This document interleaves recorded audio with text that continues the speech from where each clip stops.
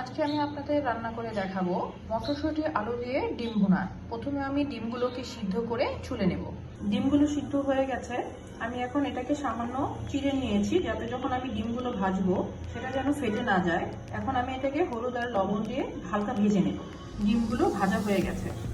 রান্নার জন্য যে মশলাগুলো ব্যবহার করব সেটা হচ্ছে আদা এবং পেঁয়াজ বাটা, জিরা গুঁড়ো, শুকনো মরিচের গুঁড়ো আর হলুদ গুঁড়ো। আর এখানে আমি কাঁচা পেঁয়াজ কুচি করে নিয়েছি, যেটা আমি এখন ভেজে নেব। মটরশুঁটি এবং আলুগুলো এর মধ্যে দিয়ে একসাথে ভেজে নেব। সাথে দিয়ে দিচ্ছি সামান্য হলুদ এবং লবণ। পেঁয়াজ আদা বাটা এর মধ্যে দিয়ে দিচ্ছি। দিয়ে দিচ্ছি জিরা গুঁড়ো, শুকনো মরিচের গুঁড়ো, সামান্য হলুদ। আমি আলুটা ভাজার সময় হলুদ অ্যাড করেছিলাম, এই জন্য আমি পরিমাণটা একটু কমিয়ে দিয়েছি হলুদ। এখন এই মশলাগুলোকে খুব ভালোভাবে কষিয়ে নিব। মশলা কষানো হয়ে গেছে, আমি এখন এর মধ্যে ভেজে রাখা ডিমগুলো দিয়ে দেবো।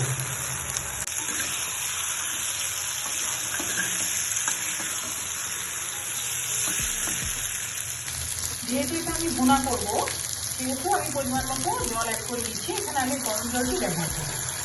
ডিম ভুনা প্রায় হয়ে গেছে, আমি এখন এটা নামানোর আগে সামান্য গরম মশলার গুঁড়ো অ্যাড করে দিব। তৈরি হয়ে গেল মটরশুঁটি আলু দিয়ে ডিম ভুনা। আমার ভিডিওটি যদি ভালো লেগে থাকে কাইন্ডলি সাবস্ক্রাইব করবেন, শেয়ার করবেন, লাইক করবেন। ধন্যবাদ।